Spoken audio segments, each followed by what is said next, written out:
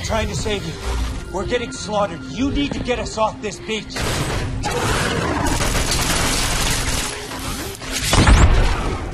We have to go. This dropship is about to explode.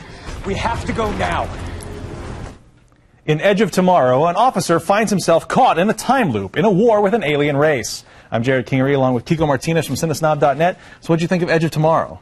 You know, when we're kicking off the summer, you're thinking summer blockbusters. Some of them are really bad. Some of them are, pretty good. This one, we're kicking it off pretty well with this new Tom Cruise movie. I agree. I was really excited and surprised that there was such a nice little narrative here. It wears a little thin because this time loop happens over and over again. I mean, but the comparisons to Groundhog Day can't be ignored. Exactly. And we got something like that a couple of years ago with Source Code, Jake Gyllenhaal, so where we see him reliving a part of his life or the same day over and over again. But here it's really edited very well, where you don't have to kind of go through every single motion every single time.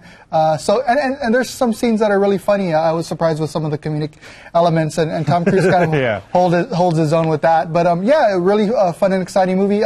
One thing that I didn't like were the actual aliens that they're fighting. I don't know what they were. They're called mimics. They're called mimics, and they reminded me of a lot of the Matrix, those were that opened up the ship. There was something about their rendering that I didn't like. Maybe because you really couldn't tell what they were. At least they weren't bugs. That's been the big thing lately, is all the aliens have been bug-like. And these were kind of tentacle monsters. These were more, squid-like. I don't know why they were called mimics, though. I kept thinking of the Guillermo del Toro movie. Oh, so did I. But Tom Cruise, he's still a big blockbuster action hero. You can't take that away from him. No matter what you think of him off the set. Well, it helps to have a movie that's interesting and fun like this, other than stuff like Oblivion, or or stuff like Night and Day, where it's just kind of the same stuff you've seen over and over again. This is something that's really original, I thought. This was very original, and there was a lot of great action sequences, and again, I thought it worked a little thin at the end, but it was by the time it got down to just being an action movie, it was a little boring. What's your grade? Solid B. A solid B. That is actually a tiny bit lower than the critical average of B+.